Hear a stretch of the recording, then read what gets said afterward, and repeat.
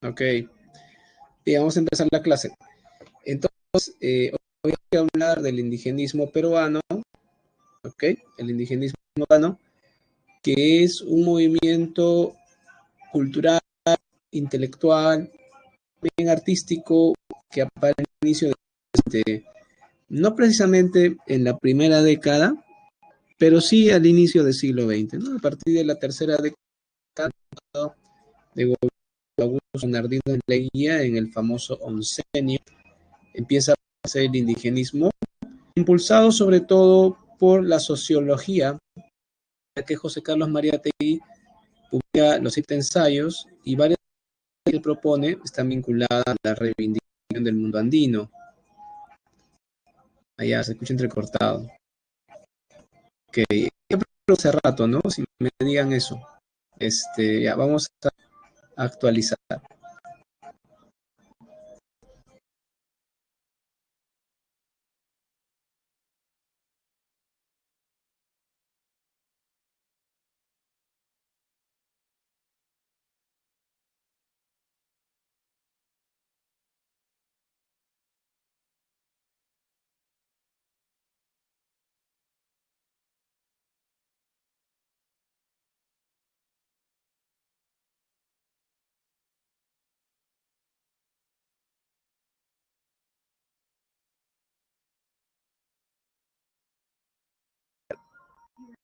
Bien, probando dos, tres, va a estar mejor, ¿no? Me comentan.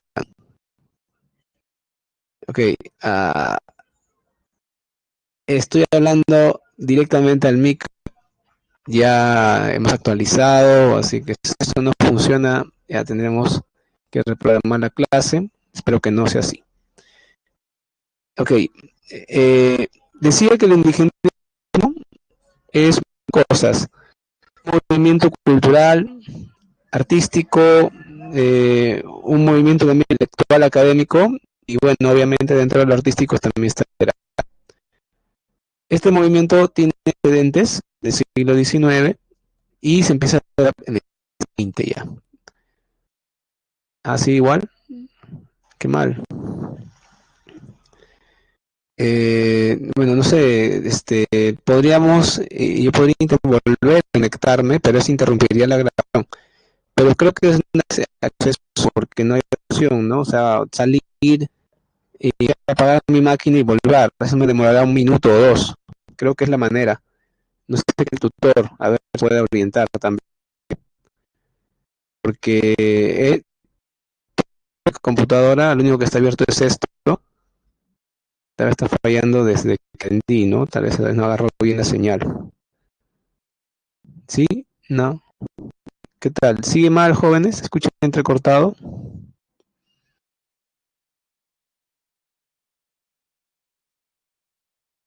Mm -hmm.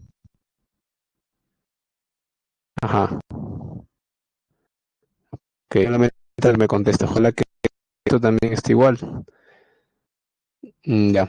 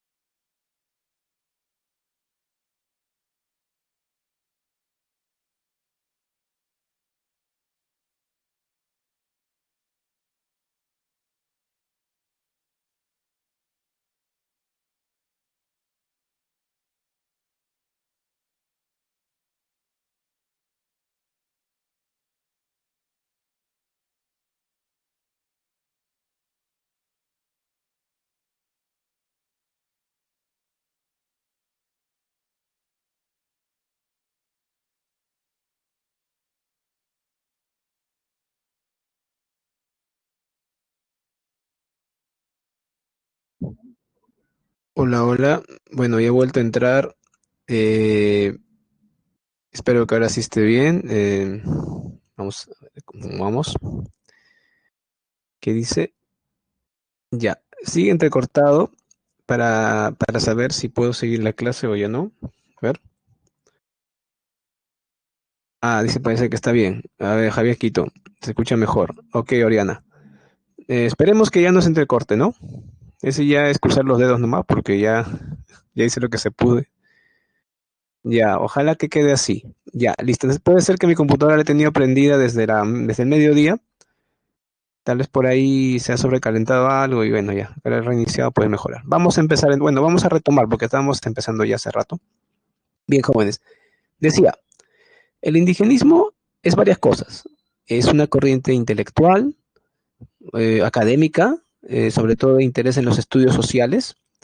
También es un movimiento artístico que se expresa mucho en la pintura, también en la música y hasta en la literatura, por supuesto, en nuestro negocio, estamos acá. También ha sido un movimiento político, ¿verdad? Recuerdo mucho que durante las ideas que tenía Velasco Alvarado, ¿verdad? En la reforma agraria, ¿no? Tenía mucho que ver con todo este asunto. A ver, ¿qué pasó? Ah, no era presentador, qué gracioso.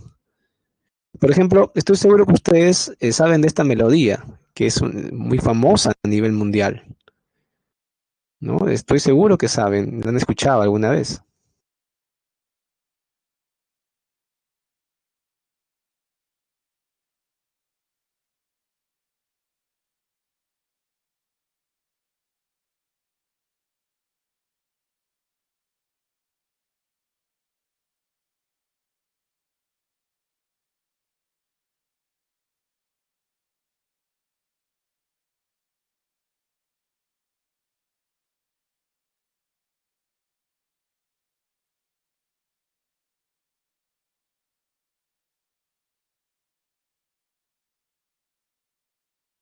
Entonces, esta melodía es universal. Este señor que está tocando ahí este video en el video es Sanfir, que es un músico de la flauta pan, lo que llamamos zampoña o algo parecido acá en Perú.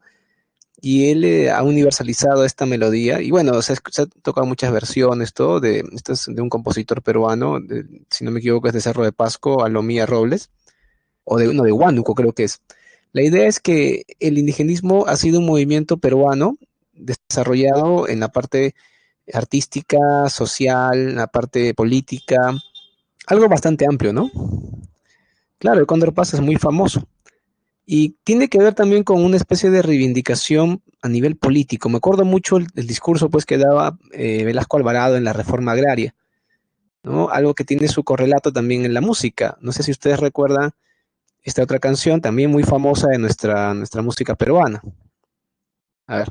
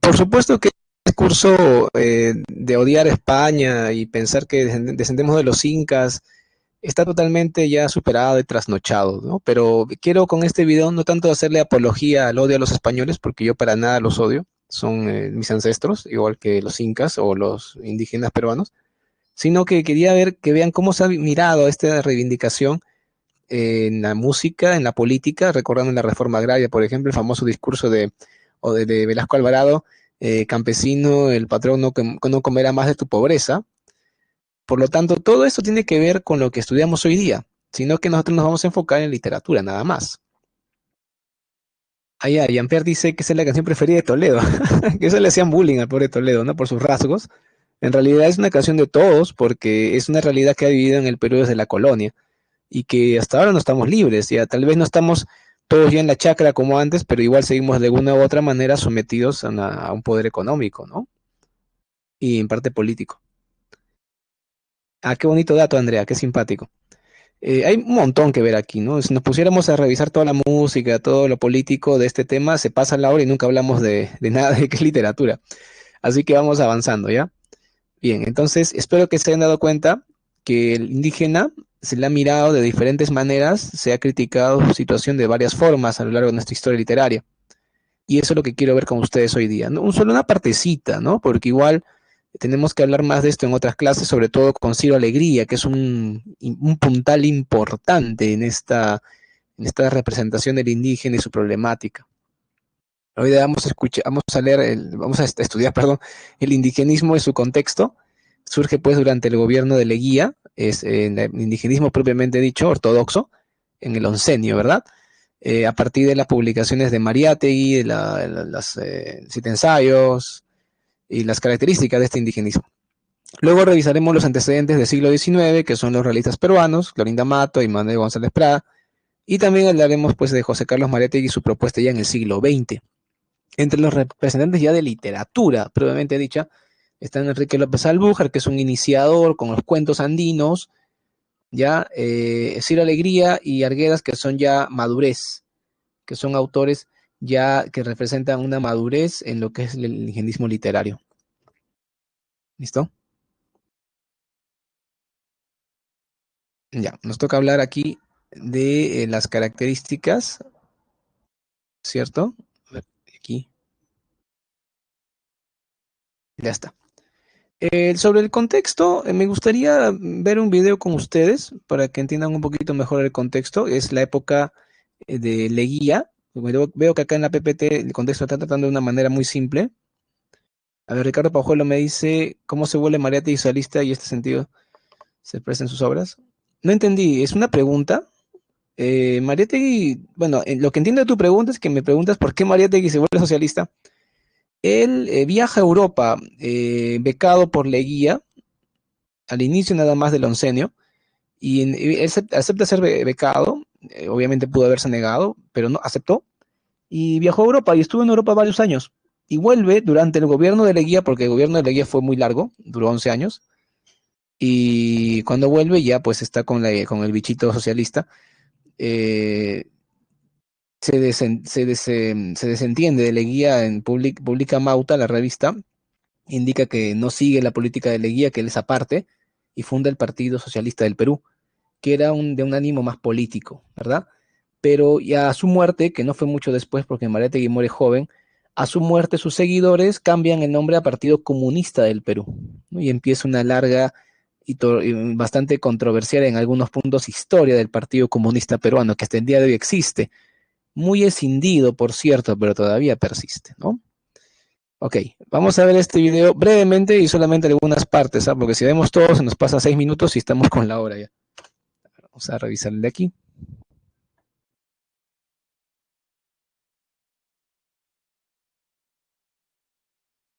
1930 no fue una más en nuestra historia literaria del siglo XX. Fue la década del surgimiento y la consagración indigenista.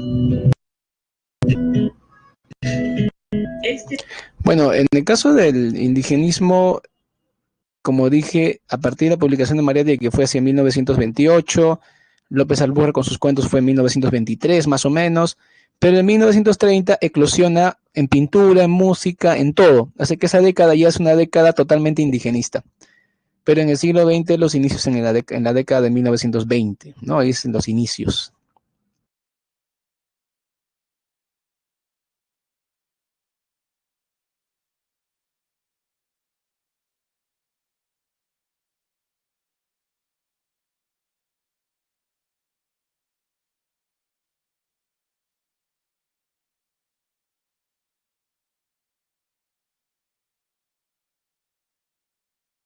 Hay que anotar que Pedro Zulem está vinculado con el grupo Colónida, ¿ok?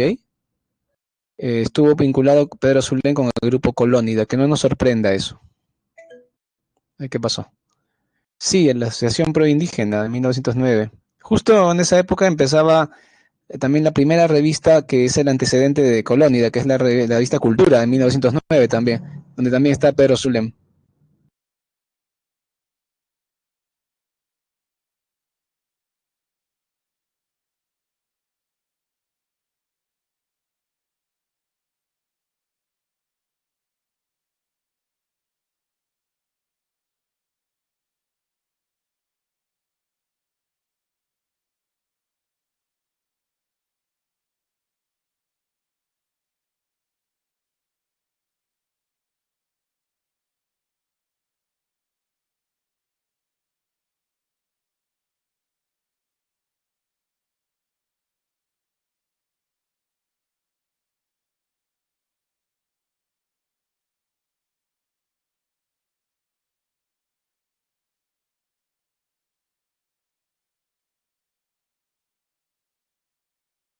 Cuando en 1900 Presten atención.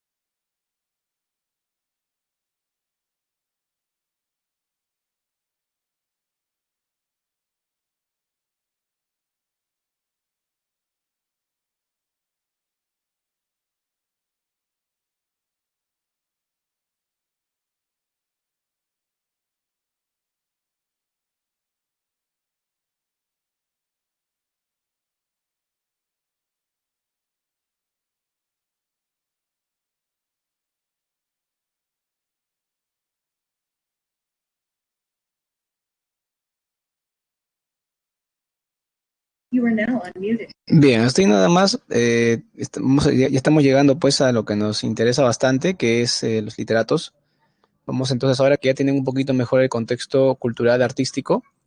Ya les dije que fue durante el periodo de Leguía, que las ciencias sociales se activaron en el Perú con Mariátegui, y esto generó pues que haya un interés por las masas, ¿verdad? El APRA también aparece en ese tiempo con Allá de la Torre, y las masas eran pues las clases medias y las clases populares que normalmente vivían en las provincias, en las zonas andinas. Tenemos que el 80-90% de la población peruana de aquel entonces vivía en la sierra y eran campesinos. Por lo tanto, el desarrollo del indigenismo a nivel político se vincula mucho con esa realidad. Ahora vamos a enfocarnos en la literatura. A ver, en la literatura tenemos la reivindicación del indio, es decir, del indio y del mundo andino, Es decir, hacer que esto sea apreciado y deje de considerársele algo ajeno a nuestra realidad o algo de segunda categoría, cuando es tal vez lo más importante de nuestra realidad como peruanos. El distanciamiento de la visión romántica del indígena.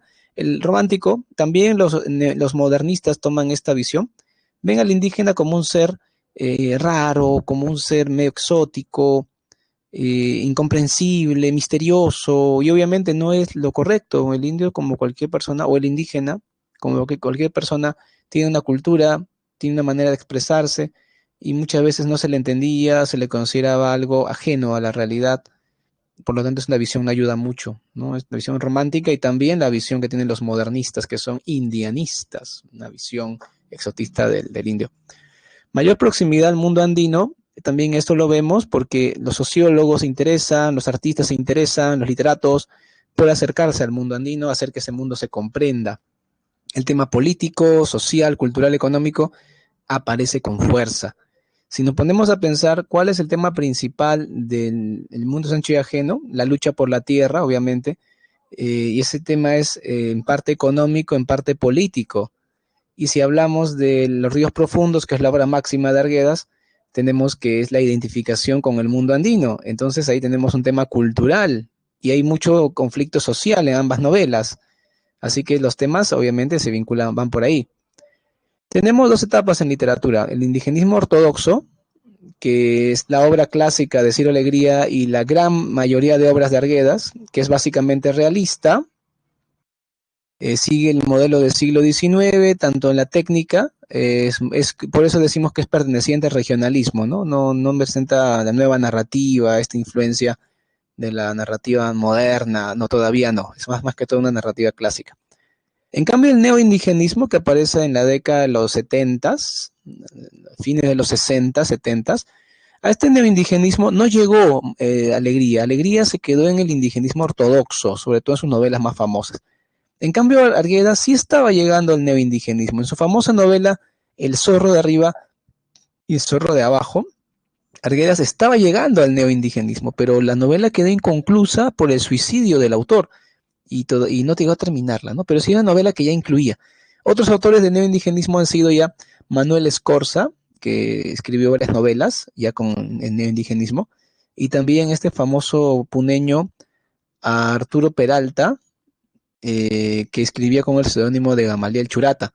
Él también es neoindigenista. El neoindigenismo ya es parte de la nueva narrativa, la narrativa contemporánea, una narrativa más moderna, y por eso incorpora el realismo mágico, por ejemplo.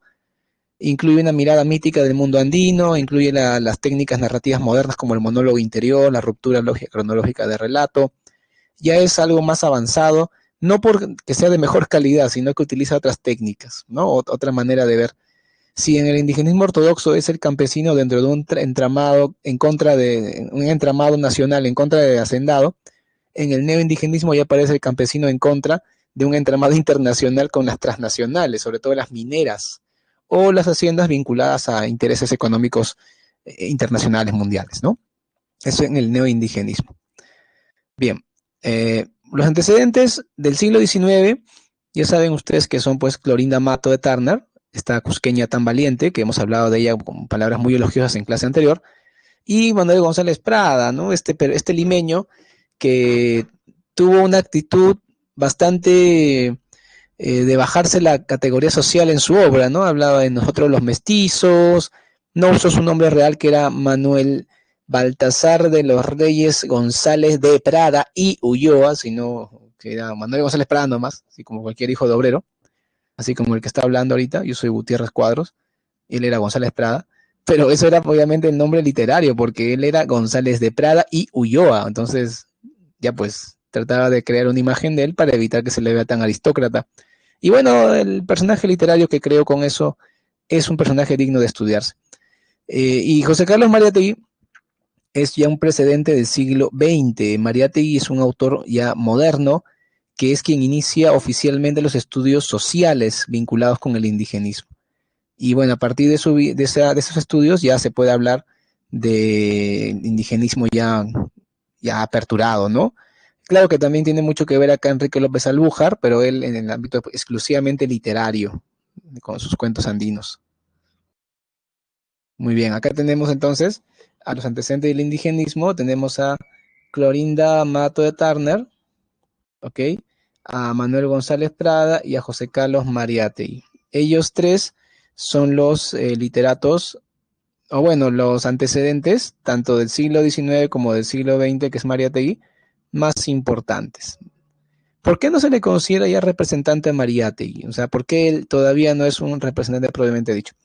Lo que pasa es que Mariátegui tuvo la buena intención de estudiar el mundo andino, tuvo este acercamiento, ¿no es cierto? Pero el problema con él es que no sabía quechua, por lo tanto, su conocimiento del mundo andino se limita a una mirada teórica, no llegó a visitar el mundo andino, ni tampoco venía de él. Él nació en Moquegua, en la ciudad de Moquegua, y luego creció en Huacho, es en la costa, en la Lima Norte, ¿no? En la costa, en la zona periférica de Lima, en el norte. Así que no podía conocer el mundo andino más que por textos, testimonios, nada más. Por lo tanto, su mirada nunca va a ser lo suficientemente profunda, ¿ya? Lo suficientemente profunda para que podamos considerarlo un autor representativo. Ese es el motivo, ¿ya? Aparte, no conoce la cosmovisión andina, ¿no? No para nada. Entonces, al no conocer la manera de ver el mundo del andino, no conocer el quechua, su mirada es teórica, aunque teóricamente fue impecable, porque él adscribió su pensamiento teórico intelectual al marxismo. Entonces él vio que en Europa se estudiaba, ¿no? Que los siervos en la Edad Media, que los esclavos en la Edad Antigua, que los proletarios en la Edad Industrial. Y él dijo, pues acá en Perú, ¿quién ocupa ese puesto de masa subalterna? Los indios. Entonces ahí con eso ya lo dijo todo, ¿no? Y aparte estudió el tema económico y dijo que la problemática del indio también estaba vinculada con la propiedad de la tierra.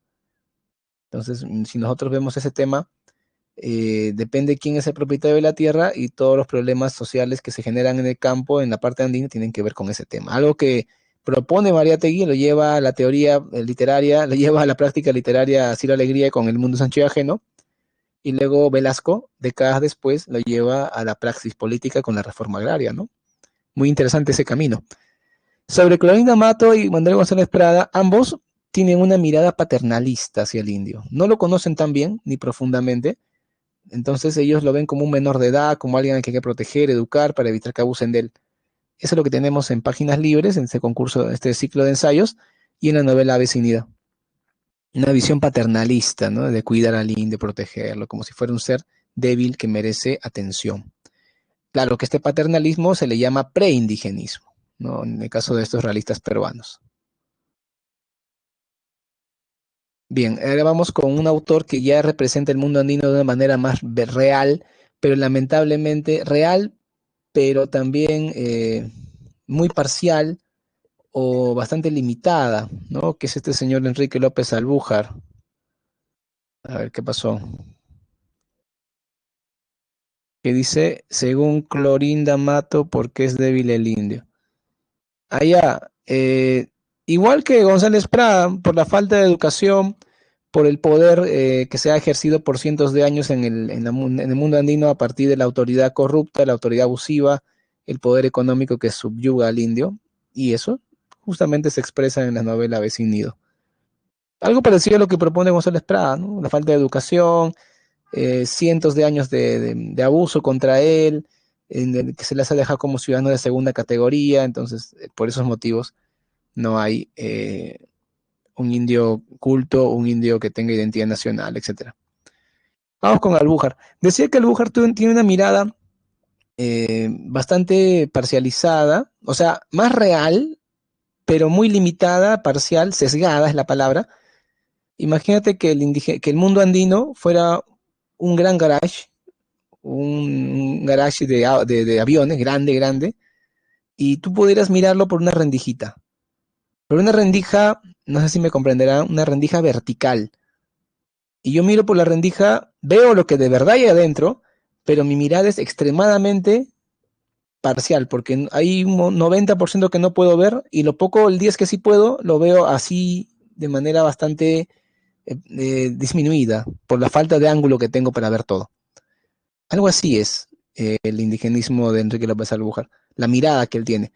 Él fue juez en Huánuco, en varias zonas, en zonas andinas, y él, como juez, veía casos, porque él fue abogado y fue juez, él veía casos de delincuencia andina, abigeos, es decir, los que roban ganado, sicarios, asesinatos, y todo esto hizo que él se imagine un mundo andino cruel, semisalvaje, bárbaro, donde el linchamiento era algo habitual, donde el asesinato político, donde había intrigas, maldad, y obviamente ese mundo sí, pues es real, porque es parte del mundo andino, pero no es todo, ¿no?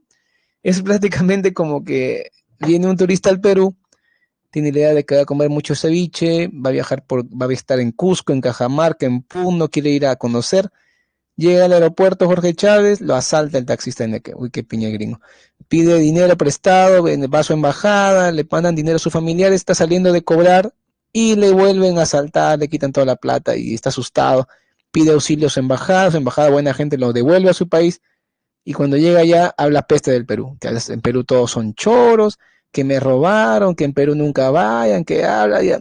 Pero el pobre gringo tuvo mala suerte, pues, ¿no? O sea, ¿qué tal si hubiera viajado a donde él quería, hubiese disfrutado de la calidez peruana, especialmente en provincia, que la gente es tan amable, hubiese podido disfrutar la comida, los paisajes, hubiera vuelto a su país hablando maravillas, que Perú es el mejor país del mundo, que vayan todos, que hay. Entonces López Alújar fue como el turista que tuvo una mala experiencia, ¿no? Porque al ser un juez no pudo ver todo, solamente una parte de este amplio y complejo mundo andino. Los cuentos andinos, publicado en 1920, está bien, se considera iniciador del indigenismo literario. Representa al indio de carne y hueso, pero ya sabes, una mirada sesgada, una mirada parcial. Rompen la imagen romántica idealizada. Eso sí, ya no vemos este indio que vimos con los románticos o con los modernistas, que también continuaban esa mirada exótica. Con Enrique López Albújar ya hay un indio, ya hay un mundo andino, correcto, en el sentido de que ya es real, pero todavía no es algo completo, ni menos tanto reivindicatorio, ¿no? Esto ya lo vemos con Ciro Alegría. Ciro Alegría va a ser un autor muy importante en nuestro curso. Ya saben, ya han leído ya El Mundo Sancho y Ajeno. Ya no voy a preguntar ya si lo han terminado o no, porque ahorita estamos ya empezando y el que no la terminó ya pues está atrasando y es su responsabilidad. Ya no voy a preguntarles más, solamente les voy a preguntar de la ciudad de los perros, ¿no? Que es lo que deben estar leyendo todos ya. El Mundo Sancho y Ajeno ya debería ser una página cerrada y ya terminada. Ciro Alegría nació en la ceja de selva del norte del Perú, en Marcabal Grande, que era la hacienda de sus abuelos. Bueno, su abuelito Alegría y su abuelito, bueno, Bazán, era el otro abuelo. Estos abuelos eran primos. Sí, eran primos. La mamá de Ciro Alegría se llamaba, bueno, no me acuerdo su nombre, pero se apellidaba Bazán Lynch. Y el papá de Ciro Alegría era el señor Alegría Lynch. Eran familiares, los papás, primos. Las abuelas eran hermanas. ¿Ok? Sí, pues el Lynch era un apellido un irlandés, ¿ya? Así que Ciro Alegría tenía sangre irlandesa. Y era un hombre de rasgos, como pueden ver en la foto, de rasgos más caucásicos. Aunque él siempre decía, yo tenía mi abuela indígena. Yo tenía mi abuelita indígena, bien trigueñita, y por esa abuelita indígena sacaba pecho, ¿no? Algo que normalmente la gente al revés, ¿no? Cuando tiene familia de rasgos andinos, indígenas, se avergüenza, ¿no? Pero él no, él decía, no, mi abuelita, que porque le criticaban a veces, ¿no? Tú eres un hombre de rasgos blancos, ¿por qué hablas de los indios, no? Y él, no, yo tengo mi abuelita indígena.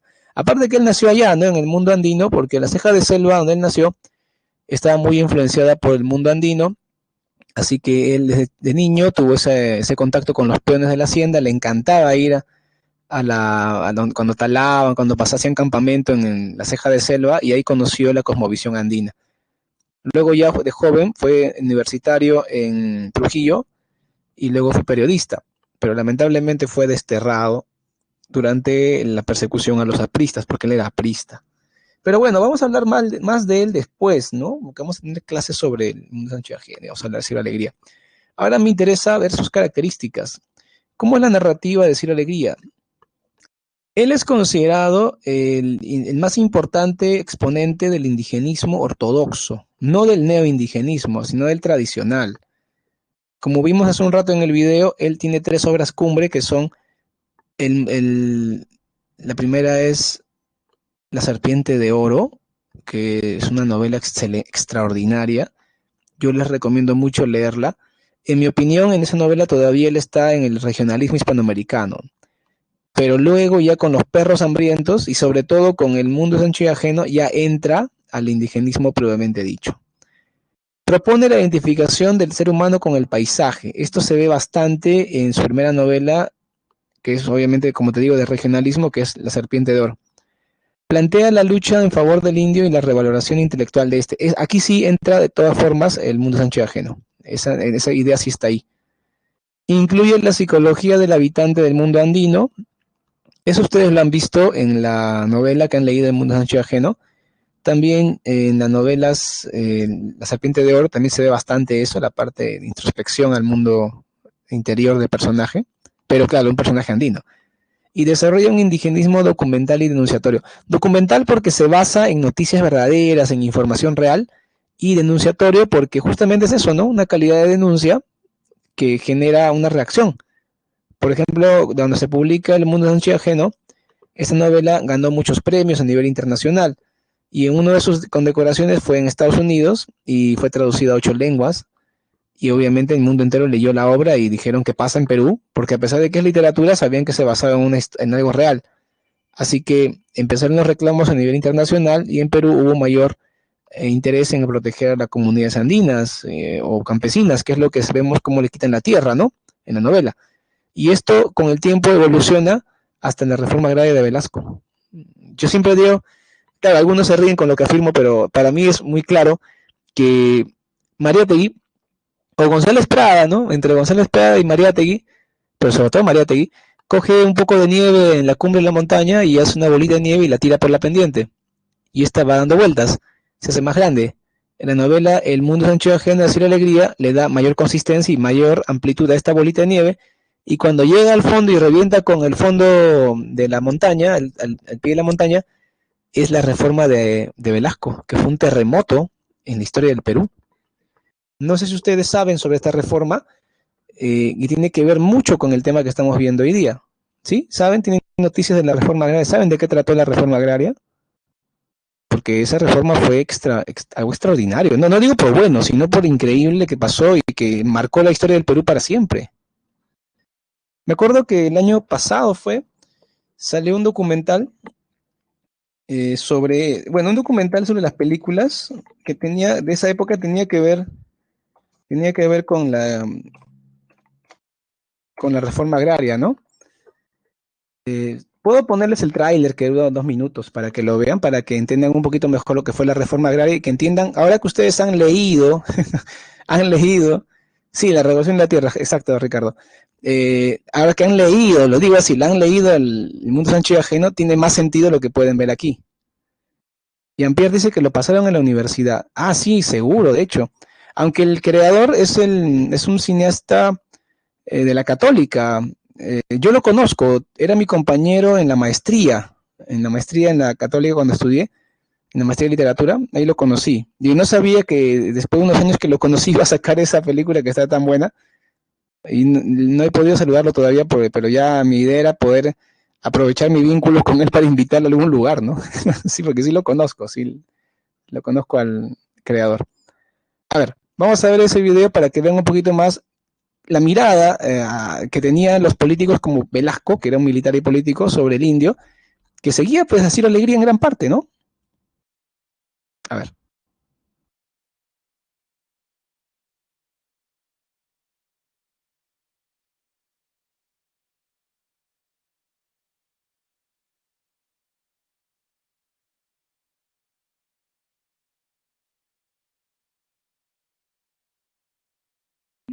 Bueno, ese señor es Graña, que perdió la hacienda Wando, porque esa era su propiedad, pero a cambio ahora es uno de los dueños del consorcio de construcción más importante del país, ¿no? O sea que rico no dejó de ser.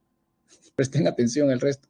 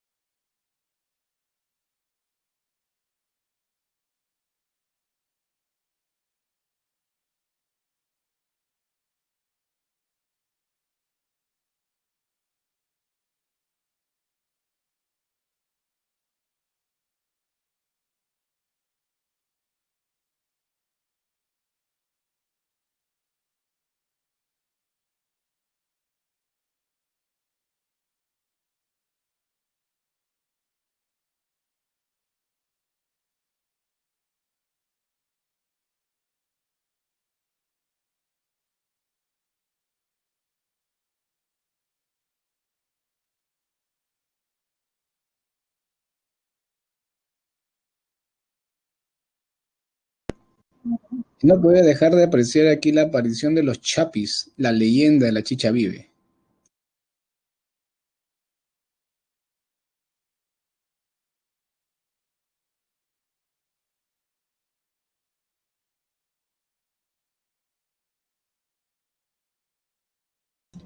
Bueno, esa afirmación, vale la pena interrumpir el video, es polémica, se ha dicho, pero obviamente corresponde al profesor de historia del curso que les dé una opinión más pormenorizada.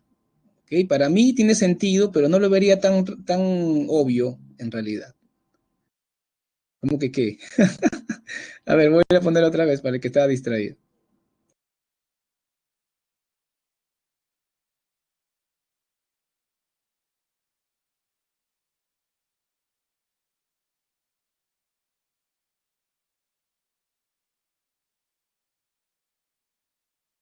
Bueno, para el que no pudo ver el estreno de esta película, fue mi caso con mucha pena, pero algún día lo veré. Ok, entonces, claro, ese es un documental sobre el cine que hubo vinculado con el tema de la reforma agraria. Y obviamente trae el tema de la reforma agraria, ¿ok? Ciro Alegría, como han visto en su novela El mundo Sánchez ajeno, prácticamente reclama por una mayor protección estatal al indígena, al mundo andino y a la comunidad indígena. ¿Y qué hace Velasco? Lo hace radical este pedido, ¿no? Es lo que hemos visto en la reforma agraria. Muy bien, vamos ahora con otro representante que en mi opinión es el máximo, el más alto exponente, que es Arguedas. José María Arguedas Altamirano nació en Andahuaylas, en Apurímac, en el corazón de la Sierra Sur, que es una zona altamente andina bilingüe, donde el quechua es masivo, no es como en la Sierra Norte de Ciro Alegría, donde el quechua casi no se habla o quedan solamente topónimos, frases. No, no, no, el quechua está vivo en la Sierra Sur. Yo tengo la suerte de provenir de allí. O sea, bueno, yo no nací en la Sierra Sur como Arguedas, es algo que le envidio a Arguedas, pero mis padres sí, y los dos son de la Sierra Sur, del sur de Ayacucho, muy cerca a la región donde él vivió de niño, porque Arguedas nació en Andahuaylas, pero a partir de los 7 años creció en Lucanas, Ayacucho, la tierra de los Basantes de Tijera, donde su papá se casó con una viuda rica y bueno, tuvo que vivir con la madrastra, que era bien madrastra, ¿no? Y ahí José María era algo así como Ceniciento, igualito, ¿ya? Bueno, esa región yo la conozco un poco porque mis padres son de muy cerca de ahí, de Lucanas. Abajito de Lucanas sigue el departamento, la provincia de Parinacochas, y de ahí son mis padres. Así que desde niño yo he conocido la sierra que conocí Arguedas, y me es muy emocionante leer sus obras, también saber de su biografía. Es un hombre que sufrió mucho y que tuvo bastantes problemas psicológicos, psiquiátricos, diría yo, en cierto momento, que llegan al intento de suicidio, ¿no? Tiene en total seis veces trató de matarse y a la sexta le ligó, digamos, ¿no? Arguedas se convierte en un representante muy importante porque dado que viene de esta zona, él aprende el quechua cuando es niño porque su madrastra lo botaba a la cocina con los empleados. Esa parte es muy dura, muy dura en la vida de Arguedas, ¿no? Cuando él nos narra su niñez, porque el abuso venía de la mujer que hablaba castellano, de la patrona. El papá se iba a trabajar como abogado errante y lo dejaba a José María merced de la madrastra mala. Y más bien las mujeres indígenas, los hombres indígenas, los peones, los esclavos prácticamente, los sirvientes de la hacendada, le hablaban en quechua y el quechua era la lengua que él vinculó con el cariño, con el amor, con la fraternidad. En cambio, el castellano era la lengua de la opresión, de la maldad. Prácticamente en ese momento, a pesar de ser un niño de rasgos blancos, él era el blanco de la familia porque tenía dos hermanos, su hermano mayor Aristides era trigueño, como cualquiera de nosotros. El hermano menor Pedro era trigueño oscuro, como a veces se ve, y José María era el blanco, era el niño de tez clara, cabello castaño y ojos azules, en los ojos del papá. O sea, él era el blanco de la familia y a pesar de esto, el niño tuvo una visión en la que se identificaba con el indígena explotado, a causa de la experiencia que tuvo con la madrastra. Claro que no fue toda su vida, ¿no? Esto solamente fue hasta los 12 años. A partir de ahí tuvo una vida separada de la madrastra, se escapó de la casa de la madrastra y vivió tranquilo en otro lugar. Pero ahí no acabaron sus pesares. Me encantaría hablar más de Arguedas, pero no tenemos tiempo, ¿no? Vamos a hablar de sus características ahora. Bueno, de su obra y su vida tal vez hablemos en otra clase un poco más, ojalá. Ahí a Jean-Pierre me está preguntando por qué Julio Cortázar critica a Arguedas. Lo que pasa es que Julio Cortázar no criticó a Arguedas solamente. Julio Cortázar criticó a los autores regionalistas que ya en pleno, ya pasando la mitad del siglo XX, seguían con la onda de hablar de su región, enfocarse en su zona, hablar de su país, su cultura, cuando Cortázar, al igual que otros autores de ese tiempo, abogaba por una mirada cosmopolita, como decir, tú eres de tu región, pero tu región la puedes hacer participar una dialéctica internacional. Y Arguedas lo veía como retrógrado, arcaico. Y Arguedas obviamente no se quedó callado y le contestó, y hubo una gran discusión entre los dos, que fue seguida porque se carteaban mediante publicaciones en periódicos, en diarios, en revistas, ¿no? Entonces la gente podía leer lo que le contestaba Arguedas, lo que le contestaba Cortázar y así. Qué pena que esta discusión terminó mal para Arguedas, porque un poquito como que perdió los rounds y al final se deprimió más. Este fue un factor de su depresión final en la que llevó a suicidio, ¿no? Bueno, Jean-Pierre, en Zorro de Arriba, Zorro de Abajo, Arguedas ya expone sus problemas psíquicos graves, menciona que está yendo al psicoanalista, con una psicoanalista chilena, y que está bastante triste, está un poco confundido con su obra, pero más que en la tendencia suicida, también menciona cómo está creando la novela. Es muy interesante, ¿no? Dice, ¿tendrá sentido lo que escribo? O sea, ¿estará bien lo que estoy haciendo? Y eso también es muy interesante, ¿no? O sea, no solamente la parte suicida o biográfica, sino la parte de creación literaria. Qué pena que no terminó la novela y qué pena que se suicidó, ¿no? Bueno, nunca vamos a decir que está bien que se mató, para nada. Solo comento que la sexta vez que lo intentó le ligó y ahí fue que se mató, ¿no? Sí puede haber un poco de tendencia suicida en la obra. A ver, vamos a cerrar. La obra de Arguedas permite conocer la cosmovisión del hombre andino, porque este hombre sabía quechua. Eso es muy valioso, porque pensaba en quechua. Eso es increíble, ¿no? Pensar en castellano es muy diferente a pensar en quechua. Y Ciro Alegría no pensaba en quechua. Arguedas sí. Arguedas podía hacerlo. En sus relatos une el yo del protagonista con el ellos, porque el yo es Arguedas, su narrador siempre es un alter ego, eso es clásico en Arguedas, un alter ego que es blanco, de ojos claros, cabello castaño, pero que ama el mundo andino y quiere ser andino. Eso es genial, ¿no? O sea, y obviamente los andinos a veces lo aceptan, a veces lo rechazan, y los blancos también los rechaza a ellos porque son abusivos con los indios y se siente un ser desarraigado. Eso lo encontramos en los ríos profundos. Y si no quieren leer mucho, porque a veces no tienen tiempo, bueno, yo les recomiendo mucho leer el cuento, si es que no lo han leído, Warma Cuyay. A ver, el cuento Warma Cuyay. Y también el cuento Agua. El cuento Agua. Esos cuentos, puede ser que solamente leyendo eso tengas una idea mejor de cómo es la literatura de Arguedas. Bueno, Jean-Pierre, el sexto no es muy representativo de su mirada al indígena, ¿no? Es una novela interesante, pero no nos ayuda con el tema del indígena. Es una novela carcelaria, más que todo. ¿Qué más? Bueno, escribe en castellano lo que aprendió en quechua y trata de quechuizar su castellano en su escritura. O sea, él escribía castellano como con la sintaxis quechua. Eso no es porque él no pudiera hablar bien castellano, ¿eh? Eso lo hace él como un experimento. ¿Te das cuenta? Él podía hablar muy bien castellano y hablar muy bien quechua. Me recuerda la situación de mi mamá. Mi mamá también es una mujer admirable que habla su castellano muy, muy bien pronunciado y su quechua también muy bien pronunciado, ¿no? Eso me admira de mi madre. Yo no heredé sus capacidades porque ella parece que tenía capacidad para el idioma, yo no lo tengo. Y Arguedas era también así. Arguedas también tenía esa capacidad bilingüe y es un experimento en sus novelas, ¿no? Quechuiza el castellano. Eso es muy interesante también. Finalmente, propone una mirada mítica o mágica del universo andino, porque él trata de que esa mirada panteísta, esa mirada andina, sea comprendida, sea parte del imaginario nacional. Él vio siempre que la costa y la sierra, que el mundo occidental y el mundo andino estaban confrontados, y él quería que más bien haya una unión, una vinculación entre ambos y que el Perú sea eso, no que esté peleado, sino que esté unido. Esa fue la gran propuesta de toda su carrera como literato. Bueno, ya se acabó mi tiempo, qué pena, me hubiera encantado quedarme más hablando con ustedes, estos temas me encantan mucho, ya lo saben, y nos estamos encontrando en la próxima clase. No, obviamente no me despido antes de darle las claves y también presentar nuestra encuestita final del docente, ¿no? Para que puedan votar. Bien, por favor todos traten de votar rapidito para poder continuar la siguiente clase. Rápido, por favor, gracias por su votación. Todavía estamos en la mitad, vamos, falta la mitad, 14 más. Ya anotaron las claves. Si tienen alguna pregunta, duda sobre las claves, sobre lo que se ha preguntado, háganla en el multichat. ¿Ok? Háganla en el multichat. Ahí les pueden complementar. Y si quieren ver el tráiler de La Revolución y la Tierra, se los dejo aquí en el chat también para que lo puedan ver cuando gusten, ¿no? Es un documental. Y también les dejo el video sobre indigenismo que estamos viendo al principio, ¿no? También les dejo eso. Tal vez les hace falta.